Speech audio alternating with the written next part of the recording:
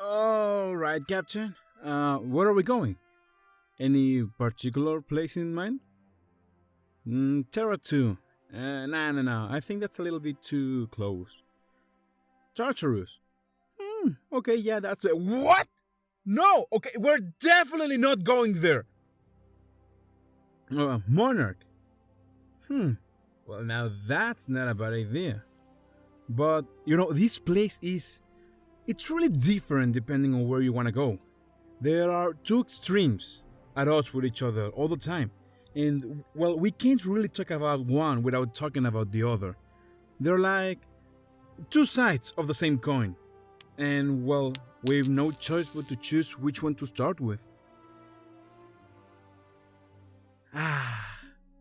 So nice to be back here. But, like, on the safe side of the walls this time. Monarch Stellar Industries, or MSI for short, is a corporation based on Monarch. What you expected? Once a loyal board-owned corporation, Monarch Stellar Industries split off to become their own private entity under the leadership of Sanjar Nandi, espousing worker-centric rights and democratic ideals. Sanjar seeks to bring his own brand of freedom to the rest of Halcyon, and honestly, if you ask me, Sanjar believes would make the board where it was supposed to be in the first place, instead of this roaring pile of profit-seeking lifesucker incorporate as... What, too much? Let me start with the head of it all. Sanjar Nandi. He is the current CEO of Monarch Stellar Industries, based more specifically in Stellar Bay. Sanjar began working for MSI at a really young age, and it was there where he met Graham Bryant, who would eventually become his very best friend. Sanjar was ambitious, but his attention to detail at the expense of big picture thinking hampered his efforts within the MSI. This led to, just plain negative performance reviews, always regarding his tendency to pad reports and talk with data and numbers. Feedback which, by the way, continues to haunt him many years on. However, the negative feedback did not dampen Sanjar's desire to move up within the company. He went as far as donating a goddamn kidney, to one of the executives in hopes of a promotion. I mean, can you believe it's not worth it? Why would you? I guess I can't blame him. He's a man following a dream. The rest of us would probably kill to have a dream to follow. Anyways, despite his poor performance, Sanjar always showed himself to be a loyal employee of the company. Following the failed terraforming of Monarch and the abandonment of other corporations due to the imposition of the Hassel Clause, the precursors to Monarch, a company known as Stellar, took advantage of a legal loophole to acquire possession of Monarch and rebranded their corporation to match that of their new I'm doing it again RNI. Alright, let me back up a little bit. The Hassel Clause. Let's begin with that. The Hassel Clause is a legal provision that gives the Halcyon Holdings Corporate Board the authority to cordon off any planet or location that it deems dangerous and an infeasible workplace environment. In other words, if the board doesn't like the planet, they can simply cut it off. After the Hassel Clause has been issued for a location, all corporations are required to evacuate within the next 6 months, after which the location is deemed illegal territory and any corporation caught operating in the area will face fines and possible disbarment as defined in Halcyon Code 22.1. The Hassel Clause was most notably issued in relation to operations on the before-known moon as Terra 1, now known as Monarch, on January 12, 2343. Due to the hostile and aggressive nature of the native wildlife, and as well as the unsustainability of the moon's natural flora for use in human consumption, the board decided to enact a Hassel Clause covering the entirety of Terra 1. Public notice of the clause was sent to everyone operating on Terra 1 and led to the evacuation of almost all the corporations from the moon. When the board issued the Hassel Clause for Terra 1, Sanjar and Graham were informed by Hiram Blythe, who is also known as the broker. I mean, don't tell him I told you that. I think like the whole idea of a nickname is to be anonymous. But I can tell you, right? You can keep a secret, right, Captain? Cap? Captain, why are you not answering me? Cap!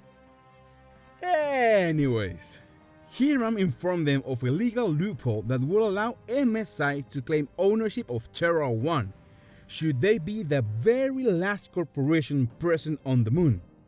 So both Sanjar and Graham saw this as an opportunity to reform the corporate system, specifically MSI's treatment of its employees.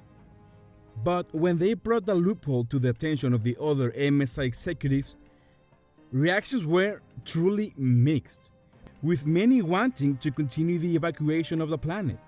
Unbeknownst to Sanjar, Graham was really frustrated with the other executives' inaction, and so decided to take more drastic measures. But we'll talk more about that later, okay? As the most senior remaining executive, Sanjar took over as head of MSI. Sanjar, choosing to take over as head of the MSI rather than dismantling entirely, caused a rift between him and Graham. The latter started a group known as the Iconoclast, a group dedicated to spreading the word of philosophism throughout the galaxy. If you want to know more about them, we can always go visit them. It's easy enough to get there, if we don't die on the road. Sanjar, on the other hand, was left in Stellar Bay to run the company and look after the employees who were left behind.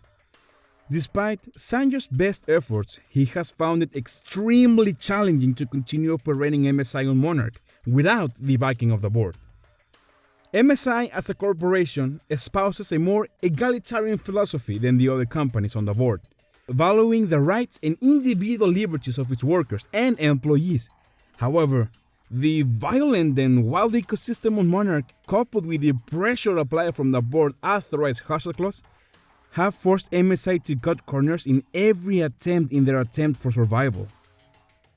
With that in mind, in order to improve the lives of the people he is responsible for, Sanjar has a plan to rejoin the board through the use of a Bolt 52 form and prove that there is another corporate presence on Monarch. The Bolt 52 cartridge contains a bill of liquidation, or also known as a bill of transfer, named Form 52. Sanjar believes this will protect MSI's holdings on Monarch when he makes his move against the board by temporarily assigning them to a pass-through entity. He is simultaneously working on a plan to reorganize the board, hoping that his plans are not found out until MSI has been reinstated. Now, I know there is not much of a room for relationships here on Monarch, but there are two really important ones that I have to tell you about. We've already talked about them plenty, but I wanted to make it clear for you. First of all, the board. Obviously, right? The board maintains a very tense relationship with the MSI, owing to MSI's democratic ideals and their declared ownership of Monarch.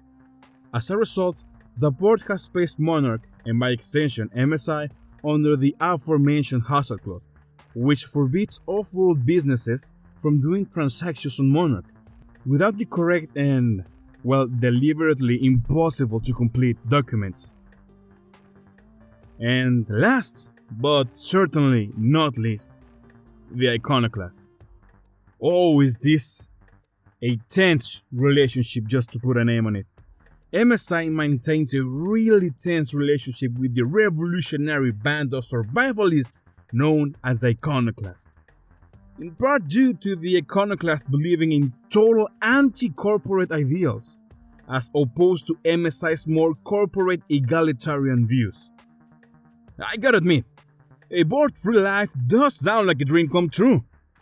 But I don't know, there's something about that founder fella that simply doesn't ring well with me. I see something in his eyes. I feel like he's the kind of person that shoots first and thinks second, His second in command, on the other hand, is really cool. Wanna go take a look at them?